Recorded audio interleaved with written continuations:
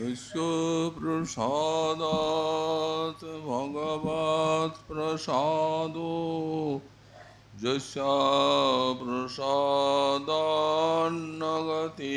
कुतोऽपि ध्यानं स्तुवं स्तस्य यशस्त्रिसन्ध्यां वन्दे गुरुश्रीचरणरविन्दम् आजानुलम्बितभुजौ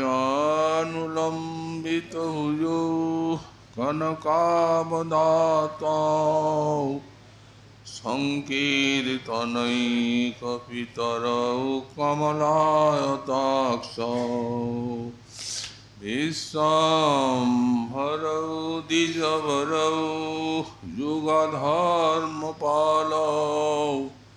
वन्दे जगत्प्रियकरौ करुणावतारौ नमस्त्रिकालसत्याय जगन्नाथसुताय च सवृताय सपुत्राय सकलत्राय ते नमः वरेहापीडाभिरामं मृगमदतिलकं कुण्डलाक्रान्तगण्डां कञ्जाक्षं कम्बुकण्ठां स्मितसुभगमुखं स्वाधुरीन्नस्तवीनुं श्यामं शान्तं त्रिभङ्गां रविकरवसनं भूषितं वैजयन्त्या वन्दे वृन्दावनस्थं युवतिशतवृतं ब्रह्मगोपालवेशं तप्तकाञ्चन गौरङ्गी राधे वृन्दावनेश्वरी वृषभानुसुते देवी तं नमामि हरिप्रिये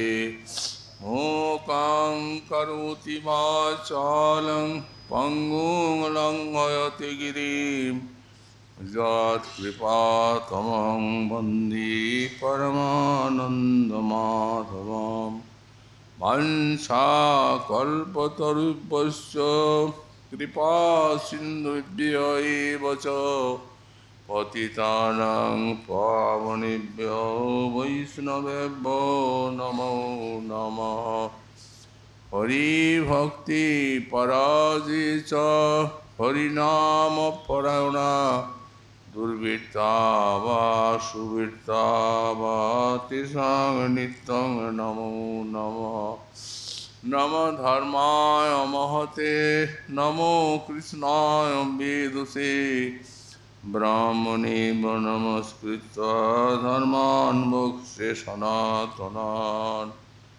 नारायणं नमस्कृत्य नरं चैव नरोत्तमं देवीं सरस्वतीं व्यासं ततो जयो मुदीरये जय रूप सनातन भट्ट रघुनाथ श्रीजीव गोपाल भट्ट दास रघुनाथ এই ছয় গোসাইর করে চরণবন্দন যা হইতে বিঘ্ননাশ পুরাণ দুর্গমে গতিমেন্দ্রস্য স্খলৎপাদগতির্মুহু সকৃপা যষ্টিদানেন সন্ত সন্ত বলম বলম।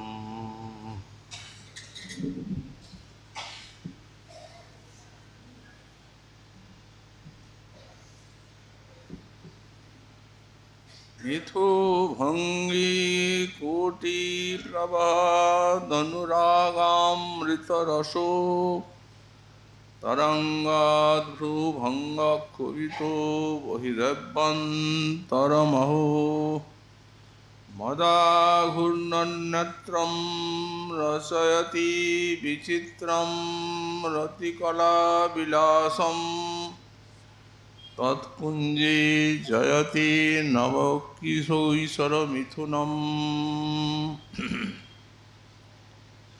कलिजुग पावनावतार শ্রী শ্রী গৌরাঙ্গ মহাপ্রভুর পরম অন্তরঙ্গ পার্ষদ পরম পূজ্যপাদ শ্রী শ্রীল প্রবোধানন্দ সরস্বতী চরণ তাঁর শ্রী শ্রী রাধারস সুধানিধি গ্রন্থে 145 সংখ্যক শ্লোকে শ্রী শ্রী রাধা মাধবীর একটি সরস মধুর লীলা ব্রজনিকুঞ্জে স্ফুরণ প্রাপ্ত হয়ে বললেন, শ্রী শ্রী রাধা মাধব পরস্পর পরস্পরের সান্নিধ্যে তাঁদের উভয়েরই শ্রী বিগ্রহে কোটি কোটি সরস ভঙ্গিমা প্রকাশিত হচ্ছে, যার দর্শনে তাদের হৃদয়ে অনুরাগামৃত রসের প্রবাহ বয়ে যাচ্ছে। তার যে তরঙ্গ, সেই উদ্গত তরঙ্গগুলি তাদের ভ্রুভঙ্গির দ্বারা ব্যক্ত হচ্ছে, যার ফলে উভয়েরই অন্তরে জাগছে ক্ষোভ, বাহিরেও জাগছে ক্ষোভ। মদাঘূর্ণ নেত্রম, মদালসে নয়ন যুগল তাদের ঘূর্ণিত। রচয়তি বিচিত্রং রতিকলা বিলাসম, এবং অতি আশ্চর্য সব রতিকলা বিলাস তাঁরা রচনা করছেন। এই রূপে তৎপুঞ্জে জয়তি নবকৈশোর মিথুনম, সেই মনোহর বৃন্দাবন নিকুঞ্জে তারা সর্বোৎকর্ষে বিরাজ করছেন। এই শ্লোকের এ পর্যন্ত ব্যাখ্যায় আমরা শ্রী শ্রী রাধা মাধবীর রূপ গুণ লীলা মাধুরীর যে উৎকর্ষ, সে বিষয়ে যথামতি কিঞ্চিত আস্বাদন করার চেষ্টা করেছি। স্বয়ং ভগবান শ্রীকৃষ্ণ পরতত্ত্বের পরাকাষ্ঠা।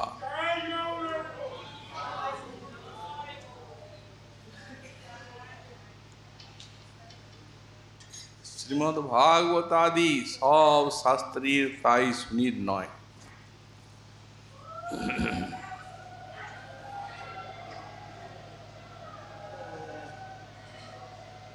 বিদ্যা শিরোমণি শ্রীপাদ মধুসূদন সরস্বতী লিখলেন,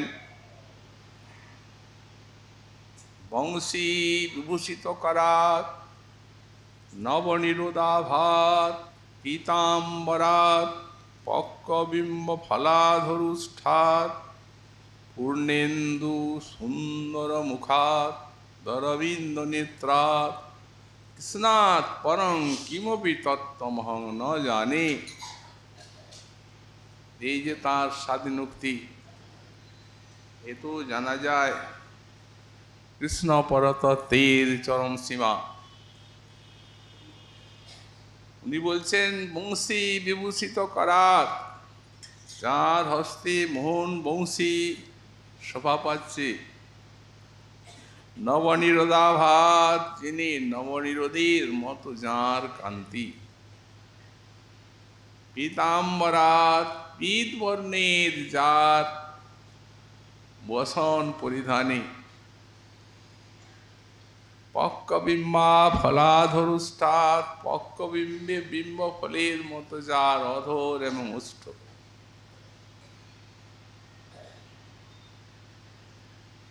পূর্ণেন্দু সুন্দর মুখাত, পূর্ণেন্দুর মতো সুন্দর যার মুখখানা, সেই কৃষ্ণাৎ পরং কিমপি তত্ত্বমহং ন জানি। এই কৃষ্ণ অপেক্ষাও কোনো পরতত্ত্ব আছে তা আমার জানা নাই। কিন্তু তার জানা না থাকতে পারে, গৌড়ীয় বৈষ্ণবের জানা আছে। তার থেকেও অধিক মহিমায় মণ্ডিতা কৃষ্ণপ্রিয়া বলি মুখা বৃষভানুনন্দিনী শ্রী শ্রী রাধা। শ্রী রাধারানীর মহিমাতিশয্য এইটি প্রকাশ করার জন্যই এই গ্রন্থের রচনা শ্রীপাদ প্রবোধানন্দ সরস্বতী। শ্রীকৃষ্ণ তো নিজেই বলেছেন, আমরা বললাম, আমা হইতে গুণী বড় জগতে অসম্ভব, একলি রাধাতে তাহা করি অনুভব। এ তার অন্তরের অনুভবের বাণী। এই গোসাইপাদ এই গ্রন্থের প্রারম্ভে মঙ্গলাচরণে বললেন, ব্রহ্মেশ্বরাদি সুদূরঃ পদারবিন্দ শ্রীমৎ পরাগ পরমাৎ ভূত বৈভবায়া সর্বার্থ সার রসবর্ষী কৃপার্দ্রদৃষ্টে তস্যা নমস্তু বিশ্বভানুভূ মহিম্নে। ইনি গ্রন্থারম্ভেই সেই সর্বোৎকর্ষযুক্ত শ্রী বৃষভানুনন্দিনীর মহিমাকে বন্দনা করেছেন। বললেন, বৃষভানুনন্দিনী রাধার মহিমাকে আমি প্রণাম করি। কিরূপ সেই মহিমা? বললেন, ব্রহ্মেশ্বরাদি সুদূরঃ পদারবিন্দ শ্রীমৎ পরাগ। ব্রহ্মা মহাদেব, এমনকি আদি ঈশ্বর স্বয়ং ভগবান শ্রীকৃষ্ণেরও অতি দুর্লভ যার একটি শ্রীচরণ রেণুকণা, এইরূপ যার মহিমা, সর্বার্থ সার রসবর শ্রীকৃপার্দ দৃষ্টে আরও তার বিশেষ মহিমা যে এই সর্বার্থ সর্বপুরুষার্থ সার যে কৃষ্ণ প্রেম, যার দর্শন বা কৃপাদৃষ্টি মাত্রে অজস্রধারে বর্ষিত হয়, যা কৃষ্ণ দর্শনে হয় না, বিনা সাধনায় প্রেম পাওয়া যায় না। এই একটি অনন্য সাধারণ মহিমা শ্রী বৃষভানুনন্দিনীর, যা আর অন্য কোনো স্বরূপে নেই। এই সর্বার্থ সার রসবর্ষী কৃপার্থ দৃষ্টি, তার দর্শনেই সর্বার্থ সার কৃষ্ণ প্রেম। এবং সেই প্রেমটি হচ্ছে সর্বোর্ধ্ব কক্ষায় স্থিত মধুর রস জাতীয় ওই রাধা নুগত্যময়ী গোপী প্রেম অজস্রধারে বর্ষিত হয়। তস্যা নমস্তু বিশ্বভানুভূ মহিম্নে, তাঁরই মহিমাকে প্রণাম করি। গোস্বামীপাদ যা বলেছেন কোনো চিরঞ্জিত কিছু নেই, প্রমাণ সহস্র আছে। সব শাস্ত্র নির্যাস বাণী। ব্রহ্মা ব্রহ্মোহর লীলায় ভগবানের চরণে অপরাধী হয়েছিলেন এবং স্তুতি করতে গিয়ে ভগবানকে তিনি এই ব্রজের গোপালগুণের মহিমা দেখে আর এই বৃন্দাবনে গোকুলে কোনো একটি ছোট জাত খড্ডি চণ্ডাল তাদের চরণরেণুতে অভিষিক্ত বা স্নাত হওয়ার জন্য গুল্ম প্রস্তর্জনী চেয়েছিলেন। ভাগবতী ব্রহ্মস্তবে তা লেখা আছে। শ্রীমন মহাদেব তিনিও বৃন্দাবনে বাস করছেন গোপীশ্বর রূপে। গোপীপদ রেণু কামনায় কার না কামনা জাগি। যেহেতু যাদের চরণ রেণু প্রত্যেকটি সেই অনন্য সাধারণ মহাভাব রসে সিক্ত হয়ে আছে, ভাবিত হয়ে আছে।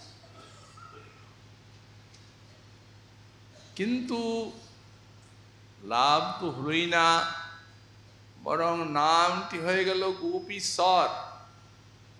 গোপীগণই মহাদেবকে দেখে প্রার্থনা করলেন, এই যে আপনার দয়ায় সব স্ত্রী জাতি অভিষ্ট লাভ করে থাকি, আপনি কৃপা করুন যাতে কৃষ্ণকে আমরা প্রতিরূপে পাই। উনি দেখলেন বিপরীত হল, তবু যাব না। নাদন গোস্বাই পাদ গোপীশ্বরীর মহিমা লিখেছে। জানেন না কেন পেলেন না? যখন বিপরীত হলো, বললেন এইটি আমার সেবা, কৃষ্ণ তাদেরই, আর তারা যে আমার কাছে চাইবে আর আমি তথাস্তু বললে যে আনন্দ পাবে, এই আনন্দটাই তো সেবা। সেবার অর্থই আনন্দদান। তো এই সেবাই কর এইখানে বসে বসে। আদি ঈশ্বর ভগবান শ্রীকৃষ্ণ পান্নাই, তাই নাকি? এ তো কঠিন কথা এবং বিষম উল্টা সিদ্ধান্ত। কারণ রাধারানী তাঁর চরণের দাসী। বললেন না, কৃষ্ণের এই শ্রীমুখে রুক্তি আছে, এর পেছনে প্রবল ভাগবতীয় যুক্তি। উদ্ধবকে বললেন, ভগবান শ্রীমুখে আমার ভক্ত চরণ রেণুর দরকার। পাই যদি, তাহলে তা গায়ে মেখে পবিত্র হয়ে যাব। পাই না তো ভক্ত কি দেবেন? এই জন্য অনুব্রজ্যামহনিত্যং পুয়ত্তং রেণুভি, ভক্তের চরণধুলিতে পবিত্র হওয়ার জন্য আমি তাদের পেছনে পেছনে যাই, গোপনে তাদের পদধূলি মাখি। ব্যাখ্যাকার বললেন, যার নামে অনন্ত কোটি ব্রহ্মাণ্ড পবিত্র হচ্ছে, তার মধ্যে আর কি অপবিত্রতা? বললেন, এই যে ভক্ত নিষ্কাম ভাবে ভজন করছে আর তিনি তাদেরকে দিতে পারছেন না, ওইটাই তার বুকে ব্যথা, ওইটার থেকে মুক্ত হবেন। তাই তো যেখানে এই প্রেমের পরাকাষ্ঠা, সেই সুমেরুর মতো পরম মহান প্রেম, অনন্ত কোটি ভক্ত সমষ্টির যে প্রেম সবই রাধাতে আছে, তাহলে সেখানে সেই বস্তুটার কত দরকার তার? এই গোপীপদ রেণু ব্রজরজ এই অঙ্গে মাখছেন গোবিন্দ শ্যাম। মহাজন বাণীতে কত শত এর বর্ণনা আছে। এমনি রাধার মহিমা আতিশয্য। অতএব রাধারানীর এই মহিমার আবিষ্কার চাই। অতি বিশেষ গৌরীয় বৈষ্ণবের কাম্য, কারণ তাদের রাধা স্নেহাদিকা প্রীতি। যাই হোক, এই শ্লোকে শ্রী গোস্বামী পাদ একটি লীলা স্ফুরণ প্রাপ্ত হয়ে আর রাধা মাধবীর এই নিকুঞ্জ লীলার বর্ণনা করছেন। পূর্ব শ্লোকে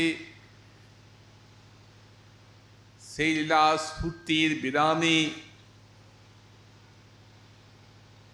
তিনি বিয়োগে অধীর হয়ে পড়েছিলেন এবং পুনরায় যাতে স্ফুরণী অভীষ্ট বস্তু লাভ করেন তাই প্রার্থনা করছিলেন।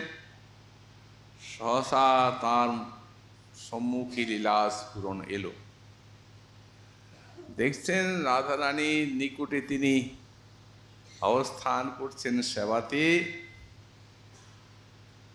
আর শারদীয় পূর্ণিমা রাত্রি কুঞ্জবনে বংশী বাজছে। রাধারানী অনুরাগিনী করবেন অভিসার।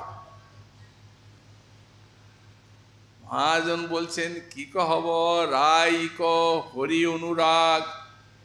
যেখানে অনুরাগ সেইখানেই গোপীগণের আছে এই অভিসার।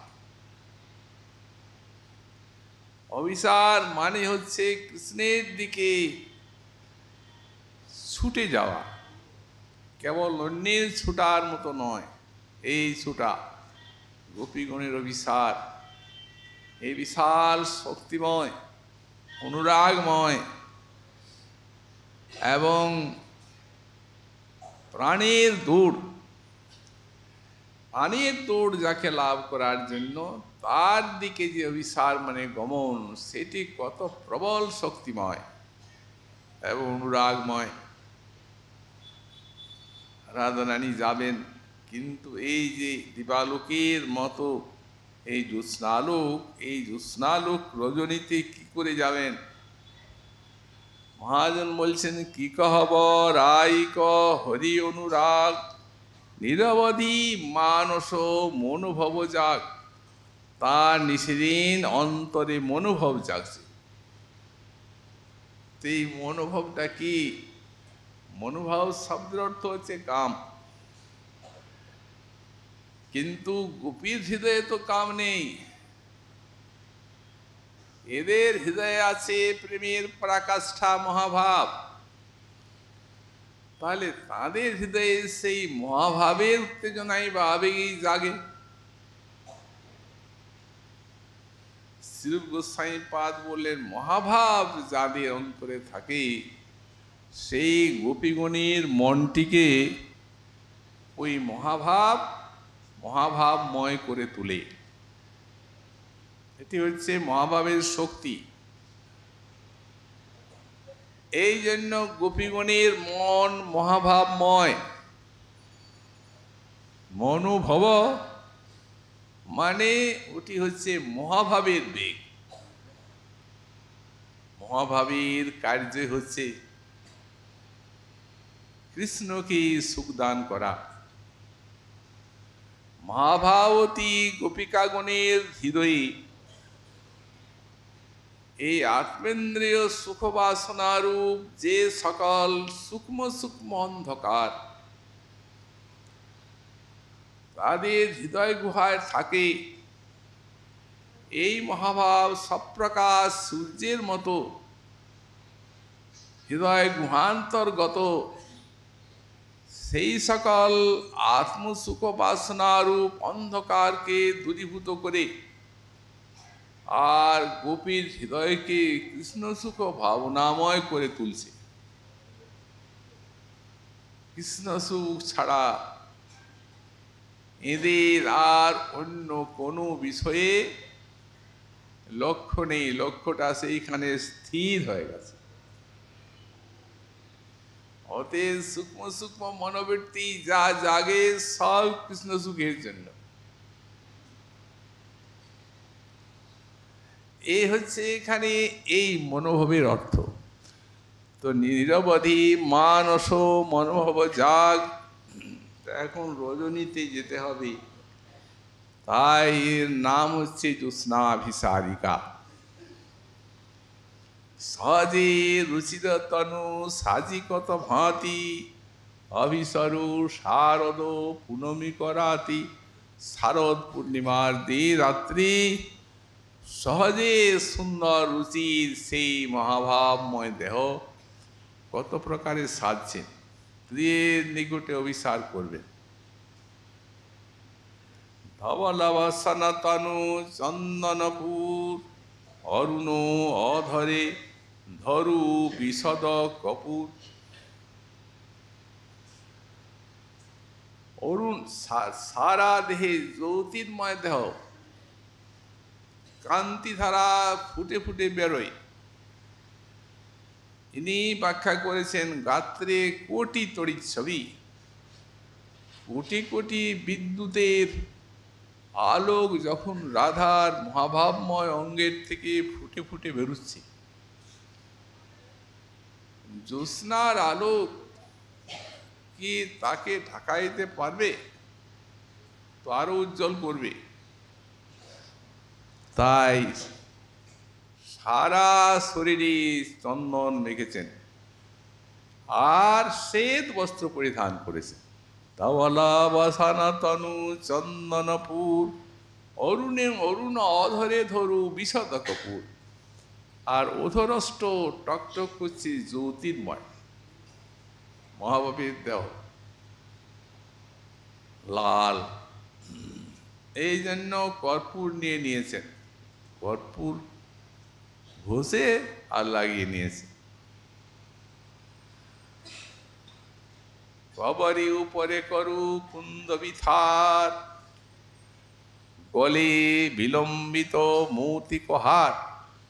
আর কবরী উপরে করু কুন্দ বিথার, কবরী যে আছে তাতে কুন্দ কুসুম বসিয়ে দিয়েছেন শ্বেত, কবরী ঢাকা পড়ে গেছে জ্যোতির্ময় কেশ। কবরী উপরে করু কুন্দ বিথার, গলে বিলম্বিত মৌতি মহার। আর গলায় মতির হার পড়েছে। কৈরবী ঝাঁপল করতল কাতি, বলয়জ মন্ডন কঙ্কন ভাতি। আর গলে নিয়েছেন হাতে নিয়েছেন কৈরব মানে শালুক ফুল সাদা।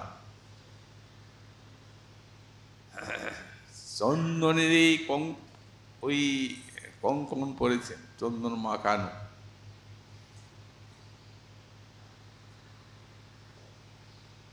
গলে বিলম্বিত মতি মহার। বেরিয়ে পড়েছেন এই রূপ শ্বেত। চাঁদ কি কৌমুদি তনু নহে ভিন, জৈসন ক্ষীর নীর নহে ভিন। এই চাঁদের সঙ্গে ঈশ্বরী মিশে গেছেন, চাঁদের আলোকের সঙ্গে। কেমন বললেন? দুধে এবং জলে যেন মিশে যায়। শ্বেত সারা নখাগ্রের থেকে শিকাগ্র পর্যন্ত একটা শত্রু বাধা দিতে লাগলো। সে কে? বললেন ছায়া বৈরিন ছড়ল বাদ। এখন যেদিকে যাচ্ছেন ওই ছায়াটা পড়ছে, আন্দাজে তো কুশত্রুর মতো হয়ে গেল। এখন উৎকণ্ঠা বা অনুরাগের কাছে সবার পরাভব। বললেন শরণী শরণ করু যামিনী আদ। যখন মধ্য গগনে চন্দ্র উঠে গেল তখন সেই ছায়াটা চরণে শরণ নিল। ক্ষমা করো, অপরাধ করেছি তোমার এই অভিসারে বাধা দিয়ে। অর্থাৎ আর তো লম্বা হয়ে যাচ্ছে না, এখন তো মধ্য গগনে চন্দ্র আছে। একটি সখী সঙ্গী গোস্বামী, তিনি আছেন কিঙ্করী রূপে রাধারানীর সঙ্গে চলে গেলেন কুঞ্জে। সেই সংকেত কুঞ্জে যে উপনীত হয়েছেন, তো বলছেন অনন্ত প্রতীক্ষা নিয়ে আছেন প্রাণনাথ সেই কুঞ্জে বসে। কুঞ্জে যেমনি এসেছেন ঈশ্বরীর ওই নূপুরের ধ্বনি পেয়েছেন, তেমনি কুঞ্জের থেকে বেরিয়ে এসে কত সমাদর করে কুঞ্জাভ্যন্তরে নিয়ে গেলেন। কিঙ্করী রূপে শ্রী গোস্বামীপাদ দেখছেন মিথ ভঙ্গি কোটি প্রবহৎ, অনুরাগামৃত রস পরস্পরের কোটি কোটি ভঙ্গিমা প্রকাশ পাচ্ছে। এই ভঙ্গিমাগুলি কি? এই ভঙ্গিমা, সরস ভঙ্গিমা সব প্রেমের থেকে উঠছে। ভাবের মূর্তিতে ভাবাভিব্যক্তি, এইগুলিকে বলা হয় শ্রী রাধারানীর অলঙ্কার। এই সব ভাবের অলঙ্কার প্রকাশিত হচ্ছে শ্রীকৃষ্ণের সম্মুখে। এইগুলিকে ভাব, হাব, হেলা, ললিত, বিলাস, মোট্টায়িত, কুটুম্বিত, কিলকিঞ্চিত, মুগ্ধ, চকিত, 22টা এই অলঙ্কার শ্রীমতীর দেহে আছে। তো যেগুলি বিশেষ বিশেষ সরল, সরস এবং আস্বাদ্য আকর্ষক, সেইগুলি দৃষ্টান্ত আমরা দিই। গতি স্থানা সনাদিনাং মুখনেত্রাদি কর্মণাম তাৎকালিকন্তু বৈশিষ্ট্যম বিলাস প্রিয় সঙ্গজম। যখন রাধারানী প্রিয় সঙ্গী প্রিয়ের নিকটে থাকেন, তখন বিন্যাস ভঙ্গি অঙ্গানাম, তখন গতিস্থানা সনাদিনাং মুখনেত্রাদি কর্মণাম, তখন তার গতি, বসবার আসনের ভঙ্গি, মুখ নেত্রের যে অপূর্ব সৌন্দর্য এবং রসোদ্গার, তাৎকালিকন্তু বৈশিষ্ট্যম, তাৎকালিক বৈশিষ্ট্য, তাকেই বলা হয় এই ললিত ভাব। অর্থাৎ মাম্য, লজ্জা, ভয়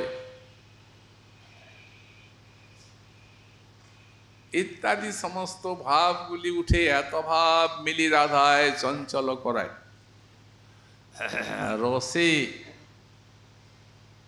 এই ভাবের অভিব্যক্তি আর ভাবে রসের আস্বাদন, এই হচ্ছে মহাজনীর সিদ্ধান্ত।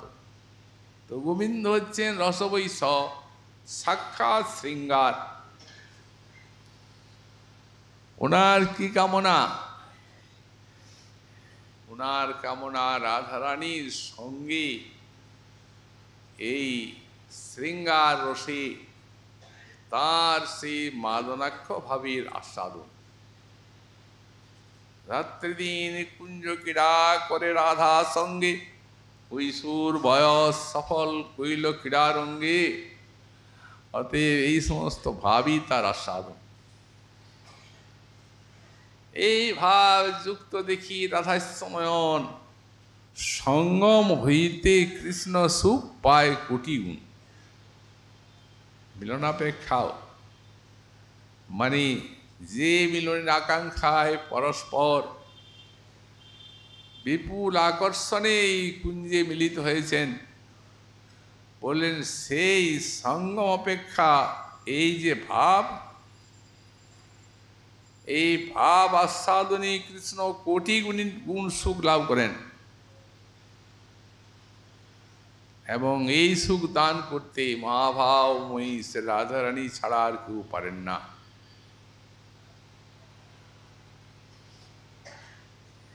একটি ভাব আছে বিলাস।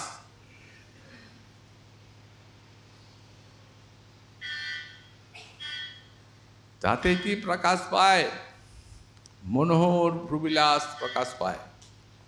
বিন্যাস ভঙ্গি রঙ্গানাং ভ্রুবিলাস মনোহরা সুকুমারা ভবেৎ যত্র বিলাস তদুদিতম। একেই বিলাস নামক অলঙ্কার বলা যায়। বিন্যাস ভঙ্গি রঙ্গানাং ভ্রুবিলাস মনোহরা, মনোহর ভ্রুবিলাস, অঙ্গ প্রত্যঙ্গগুলির বিন্যাস ভঙ্গি। সুকুমারা ভবেৎ যত্র, যাতে অতি সুকুমার। কৃষ্ণ আগে, রাধা যবে রহে দণ্ডাইয়া, যখন দাঁড়িয়ে থাকেন ত্রিভঙ্গ ভঙ্গিমা ভাবে থাকেন, আর এই সমস্ত রসগার হতে থাকে। যার সাধন করে আত্মহারা হয়ে যান সেই স্বয়ং ভগবান গোবিন্দ। তেমনি একটা আছে কুট্টমিত ভাব, স্তনাধরাদি গ্রহণে বহির্ক্রোধ ব্যথিতবৎ। যখন রাধার অঙ্গে হস্ত দেন গোবিন্দ, স্পর্শ করলেই যেন ব্যথা পেলেন ভিতরে, এরূপ ভাব। ভিতরে অজস্র সুখ বা আনন্দের উদয়, কিন্তু বাহ্যে ব্যথিতবৎ, বাহিরে ব্যথিতে আর নাই। এইটিকেই এই কুট্টমিত ভাব বলা হয়। এইরূপ বিবিধ সব ভাবরাজি। সর্বোপরি একটি ভাব আছে, সেটির নাম হচ্ছে কিলকিঞ্চিত ভাব। অনেকগুলো মেশানো রস এর মধ্যে প্রকাশিত হয়, সেটা চোখেই অভিব্যক্ত হয়। সেটির লক্ষণ করেছেন গোস্বামীপাদ। গর্বাবিলাস রুদিত স্মিতা শ্রিয়া ভয় ক্রুধাম শঙ্করীকরণং হর্ষাৎ উচ্চতে কিলকিঞ্চিতম। এটা 7টা ভাব আছে। গর্ব, অভিলাষ, ভয়, রোদন, হাস্য, অসূয়া, ক্রোধ, এই 7টা ভাব হর্ষের সঙ্গে মিলে হর্ষ সঞ্চারী, এখানে হর্ষ সঞ্চারীটারই প্রাধান্য, এর সঙ্গে এই 7 ভাব মিলে যায় এবং এইগুলি মিলে মহাভাব হয়, বিশাল আস্বাদময় ভাব, যেটাকে আমরা বলছি এই ভাব যুক্ত দেখি রাধাস্যময়ন। সঙ্গম হইতে কৃষ্ণ সুখ পায় কোটি গুণ। আমাদের ছিল গোস্বামীপাদ, রূপ গোস্বামীপাদ এই ভাবটিকে নিয়ে আর আরম্ভ করেছেন তার দানকেলি কৌমুদী। এই জন্য প্রথম শ্লোকেই তিনি কিলকিঞ্চিত ভাবের বর্ণনা দিয়েছেন। অন্তস্মেরতোজ্জ্বলা জলকন ব্যাকীর্ণ পক্ষ্মাঙ্কুরা কিঞ্চিৎ পাটলিতাঞ্চলা রসিকো সিক্ততা পুরঃ কুঞ্চতি রুদ্ধায়া পথি মাধবেন মধুর ব্যাভুগ্ন তারুত্তরা রাধায়া কিলকিঞ্চিত দৃষ্টি শ্রেয়ং বক্রিয়াৎ। আশীর্বাদ করছেন জগতের প্রতি মঙ্গলাচরণে, আর বস্তু নির্দেশ করছেন রাধার সেই ভাব। রাধার এই কিলকিঞ্চিত দৃষ্টি আপনাদিকে, আপনাদের মঙ্গল বিধান করুন। কেমন? অন্তস্মেরতোজ্জ্বলা, আমরা বললাম নয়নেই প্রকাশ পায়, অন্তরে আছে হাসি, সেইটি বেরিয়ে এসেছে। চক্ষুতেও হাসা যায়, অন্তরের হাসিটা চোখে বেরিয়ে এসেছে। এই জন্য সেই যে স্মের অন্তর হাস্য, সেটিতে উজ্জ্বল হয়েছে চোখগুলো। তাই বলছেন অন্তর স্মের ও তয়োজ্জ্বলা জলকন ব্যাকীর্ণ পক্ষ্মাঙ্কুরা। আর চোখে ঈষৎ অশ্রু উদ্গম হয়ে, আর এই যে পক্ষ্মগুলি, নয়নের যে লোম, সেইগুলি আর্দ্র হয়েছে, ভিজে গেছে। ব্যাকীর্ণ পক্ষ্মাঙ্কুরা কিঞ্চিৎ পাটলিতাঞ্চলা, এই চোখের যে প্রান্তভাগ কিঞ্চিৎ রক্তবর্ণ হয়েছে। মধুরা সিক্ততা পুরো কুঞ্চতি, আর সম্মুখে ওই একটু আকুঞ্চিত এবং রসিকতায় উৎসিক্ত। রুদ্ধায়া পথি মাধবেন, এটি কখন হয়েছে ভাবটা? বললেন দান ঘাটিতে যখন পথ রুদ্ধ করেছেন মাধব। রুদ্ধায়া পথি মাধবেন মধুর ব্যাভুগ্ন তারুত্তরা, আর তারাগুলি মধুর ভুগ্ন হয়েছে। এই কিলকিঞ্চ দৃষ্টি সে রাধার আপনাদের মঙ্গল বিধান করুন। তাহলে এখানে দেখুন ওই ভাবগুলি লক্ষণ করলেন গর্বাবিলাস রুধিত। সেখানে বলছেন অন্তস্মের উত্তজ্জ্বলা, এইটি হচ্ছে হাসি।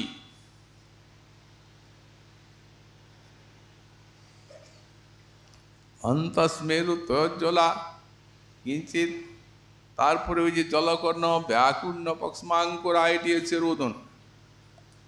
কিঞ্চিত পাটলিতাঞ্চলা, এইটি হচ্ছে ক্রোধ।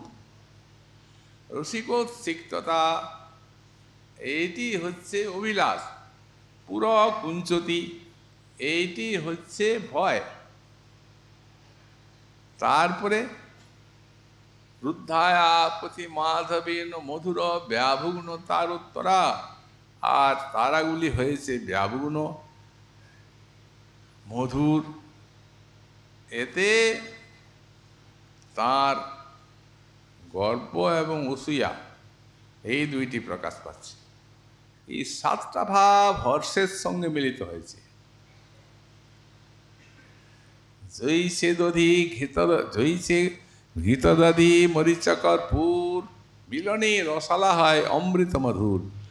যেমন রসালা আছে, এই রসালা তৈরি করছেন কেউ অতি দধিরই প্রাধান্য, কিন্তু দধি শুধু নয়, ওই দধির সঙ্গে শর্করা আছে, মধু আছে, ঘৃত আছে, কর্পূর আছে, ইত্যাদি আরও অনেকগুলি বস্তু মিশিয়ে, এলাচ কর্পূর এইগুলি দিয়ে হয়েছে রসালা।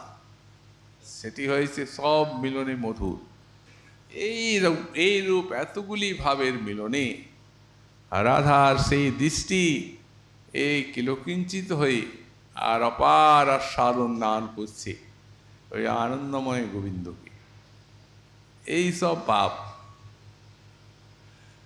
তো মিথু ভঙ্গি কোটি প্রবাহ অনুরাগামৃত রস, এই যে ভঙ্গি পরস্পরের, তার মানে যেমন ওই গোপীগণের ভাবের অভিব্যক্তি হবে, রসবৈষ গোবিন্দেরও সেইরূপ ওই অঙ্গে অঙ্গ প্রত্যঙ্গের বা ভাবের অভিব্যক্তি ঘটবে। আমরা বললাম ভাবেই যেমন রসের আস্বাদন, এই রসেই ভাবের অভিব্যক্তি, ভাব অভিব্যক্তি জাগাছে, অতএব গোবিন্দেরও সেই রূপ ভাবের অভিব্যক্তি ঘটছে। এই প্রকারে যুগল মাধুরী আস্বাদন চমৎকারিতা, এই জন্যেই যুগল উপাসনা। তাৎকালিক ওই রাধারানীর যে সমস্ত ভাব, সেই ভাবের আস্বাদন করছেন আনন্দময় গোবিন্দ, আর গোবিন্দের মাধুরী আস্বাদন করছেন রাধা, আর রাধা মাধবের মাধুর্য আস্বাদন করছেন সখী মঞ্জরী। এই জন্যই এই সখী মঞ্জরী গণের আস্বাদন চমৎকারিতা এই প্রেমের রাজ্যে বহুদূর পর্যন্ত বিস্তৃত, যা মহাপ্রভুর মহাদান, আর কেউ দেন নাই। এটিকে এই জন্যই অনর্পিত চরিচ রাত বলা হয়েছে। কোনো কালে কোনো অবতার কর্তৃক, কোনো মহাজন কর্তৃক এই রাধা মাধবের যে সখী মঞ্জরী রূপে এদের উপাসনা, এই উপাসনা কুত্রাপি দেওয়া হয়নি। এই বস্তু দান করবার জন্যই এই শ্রী গৌরাঙ্গ যেন নিজে আস্বাদন করলেন রাধার ভাব, তাতে রাধারানীর যে প্রেমের গুরুত্ব বোঝা গেল। আর আনুষঙ্গে প্রেমময় কৈল ত্রিভুবন, এটি হচ্ছে তার মুখ্য কার্য।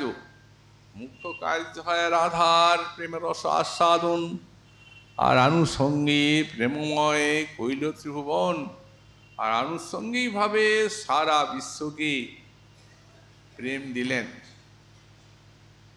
তো প্রেম তো অনেক প্রকার, বললেন না ওনার সংকল্প, যে বস্তু আমি আস্বাদন করব সেই বস্তুই বিশ্বজগৎকে দান করব। এই জন্যই সাধ্য সাধন তত্ত্ব বিচারে এই রাধা প্রেমকে সাধ্য বলে নিরূপণ করলেন রামানন্দ রায় প্রভুর নিকটে, আর উনিও স্বীকার করে নিলেন। ও বিষয়ে আর কিছু জিজ্ঞাসা করলেন না। জিজ্ঞাসা তো করলেন না, তাহলে জগতের মানুষ কি করে বুঝবে কোন সাধনার দ্বারা এই অন্য সাধারণ বস্তু জীবে আস্বাদন করতে পারবে?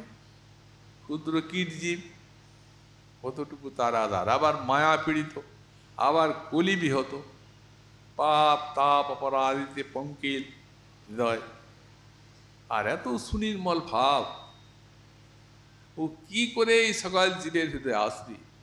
অথচ ওনার সংকল্প আমার যুগে, সারা যুগের শেষ পর্যন্ত এই বস্তু আস্বাদন করুক বিশ্বের মানুষ। তাহলে এই যে তার অবদান, এই বস্তু দিয়ে গেলেন, নিজে আস্বাদন করলেন এবং ভক্তকে দান করলেন। আপনি করি আস্বাদনী শিখাইল ভক্তগণে, প্রেম চিন্তামণির প্রভু ধ্বনি, নাই জানে স্থানাস্থান যারে তারে কইল দান, মহাপ্রভু দাতা শিরোমণি। ওইছে গুপ্ত ভাব সিন্ধু, ব্রহ্মা যার না পায় এক বিন্দু, প্রভু হেন প্রেম বিলাইল সংসারে, ওই সে দয়ালু অবতার, ওই সে দাতা নাহি আর, তার দান কেহ নারে বর্ণিবারে, কহিবার কথা নহে, কহিলে কেহ না বুঝে। ঠিক বলেছেন কবিরাজ গোস্বামী পাদ। এগুলা কি বলবার কথা নাকি? যা কোনো যুগে, যা কোনো গল্পে হওয়ার সম্ভাবনা নেই। একদিক দিয়ে ভাবের শ্রেষ্ঠতা, অন্য দিক দিয়ে কলিজীবের দীনতা, তাদিককে এত দূর উঠালেন, এলে বলবার কথা কেই বা বিশ্বাস করবে? ওই সে চিত্র চৈতন্যের রঙ্গ, তো ভগবানের কৃপাতে না হয় এই রকম কথা এই বলা যায় না। ভগবানের কৃপাও হবে না। এবং সেই ভগবান হচ্ছেন অসীম করুণাময়, পরতত্ত্বের পরম সীমা, রাধা কৃষ্ণ মিলিত বিগ্রহ, শ্রী শ্রী গৌরাঙ্গ সুন্দর। তাই বলছেন কহিবার কথা নয়, এই কহিলে কেহ না বুঝে, হইছে চিত্র চৈতন্যের রঙ্গ। কিন্তু তাহলে কে বুঝবেন? আজ যদি বুঝতেই পারবো না, সেটা ভজন করব কি করে? বলেন সেই সে বুঝিতে পারি, চৈতন্যের কৃপায় যারে হয় তার দাসানুদাসীর সঙ্গ, বলে এরা বুঝতে পারবেন। যারা এই শ্রীমন মহাপ্রভুর চরণাশ্রিত, গৌরগত প্রাণ, নিতাইগত প্রাণ, তাই তারা এই জিনিসটা বুঝবেন এবং তারাই গুর নিতাইয়ের পূর্ণাতে এই অভিলাষে হৃদয়টিকে পূর্ণ করতে পারবেন। হরি হরি আর কবে এমন দিন হব, কবে বৃষ ভানুপুরে, আহিরি গোপের ঘরে, তনয়া হইয়া জনমিব, যাবটে আমার কবে এ পানি গ্রহণ হবে, বসতি করিব কবে তাই, যাহাই সখীর শ্রেষ্ঠ, তাহার পরম প্রেষ্ঠ, আমি ভজন করিব তার পায়, দেহ কৃপাবান হইয়া যুগল চরণে লইয়া আমারই করিবে সমর্পণ, আমার পুরিবে মনের আশা, সফল হইবে দশা, শ্রী তোমার যুগল চরণ, রূপে গুণে ডগমগী, সদা হব অনুরাগী, বসতি করিব সখীর মাঝ, বৃন্দাবনে দুইজন, চতুর্দিকে সখীগণ, সময় বুঝিয়া রস সুখে, সখীর ইঙ্গিত হবে, চামর ঢোলাবো কবে, চাম্বুল জগাবো চাঁদ মুখে, যুগল চরণ সেবী নিরন্তরেই ভাবি, ভাবনার আস্বাদন, ভাবনায় সাধনা, ভাবনার বস্তুই পরে সিদ্ধিতে প্রাপ্তি। অনুরাগী রহিব সদায়, আমি সাধনে ভাবিব যাহা, সিদ্ধ দেহে পাব তাহা, রাগ পথে রইছে উপায়। সাধনেরই ধন চাই, সিদ্ধ দেহে তা পাই। এখানে সাধনায় চাই আর সেখানে সিদ্ধ দেহে পাই। পক্কা পক্কা মাত্র সে বিচার, একটা আমি কাঁচায় অপক্ক টক, আর সেই আমটাই পরিপক্ক অবস্থায় চরম আস্বাদ্য সুস্বাদু। যখন পাকবে তখন কাঁচাটা ওটা নয়, এ কথা কে বলবে? পাকিলে সেই প্রেম ভক্তি অপক্কে সাধনার রীতি। তেমনি এটা সাধনায় সাধককে ভাবতে হবে এই জিনিস। এই আধ্যাত্মিক বিজ্ঞানের কখনো ব্যভিচার হয় না। এই জন্য মনে নিয়ে সিদ্ধ করিয়া ভাবন, রাত্রিদিন চিন্তে রাধা কৃষ্ণের সেবন। এই হচ্ছে গৌড়ীয় বৈষ্ণবীর সাধ্য এবং সাধনার চরম। আর গুরুদেব সাক্ষাৎ ভগবানের স্বরূপ, তিনি দিয়েছেন মঞ্জরি স্বরূপ। সে একাদশ ভাবের পরিচয় ও কাগজ বাক্সাই পড়ে আছে, ও কাগজ ইঁদুরে কেটে খেয়ে শেষ করে দিয়েছে। এরকম কি মঞ্জরি ভাব সাধনা? অনুরাগের ভজন। অতএব সাধক মহাপ্রভুর যুগের তারা সাধন সময়েই তার সিদ্ধিটা হাতে পেয়ে গেছে, কিন্তু সেটা পাকাতে হবে তো। কাঁচা তো পেয়ে গেছেই, ওই কাঁচাটি পরিপক্ক হবে তবে তো সেই বস্তু পাবে। অপক্ষে সাধনের রীতি, পাকিলে শিখে প্রেম ভক্তি, ভগতি লক্ষণ তত্ত্বসার।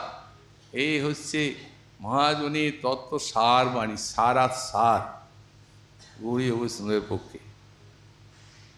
এই জন্যই তো এই সব গ্রন্থের আলোচনা, আর এই জন্যই এই বৃন্দাবন রাধাকুণ্ডে আসা।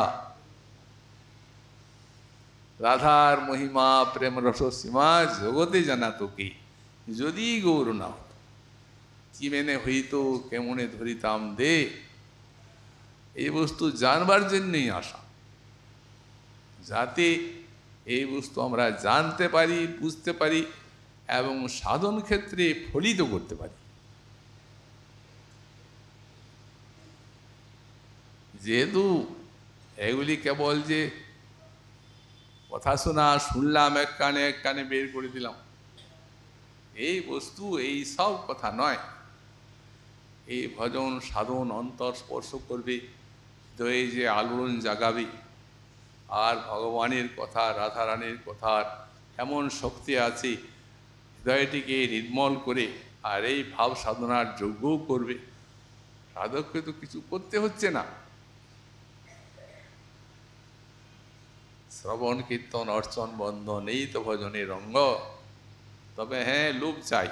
এই লোভের অভাবেই সৎসঙ্গে বললেন চৈতন্যের দাস যারা, তাদের সঙ্গ হলে বুঝতে পারবে। তো তাদের সঙ্গে এই কথাই তো লোভ হবে। লোভ জাগাবার তো আর অন্য কোনো সাধন নাই, অন্য কোথাও পাবেনও না। তত্তৎ ভাবাদি মাধুর্যে শ্রুতে ধীর যত অপেক্ষতে।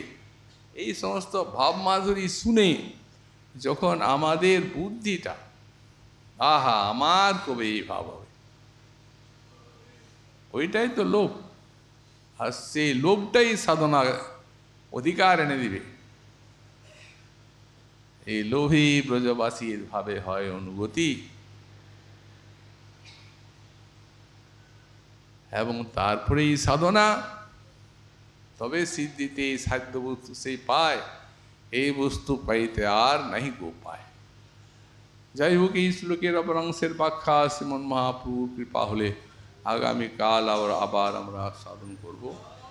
আজকে আমাদের এই বিশ্রাম হল।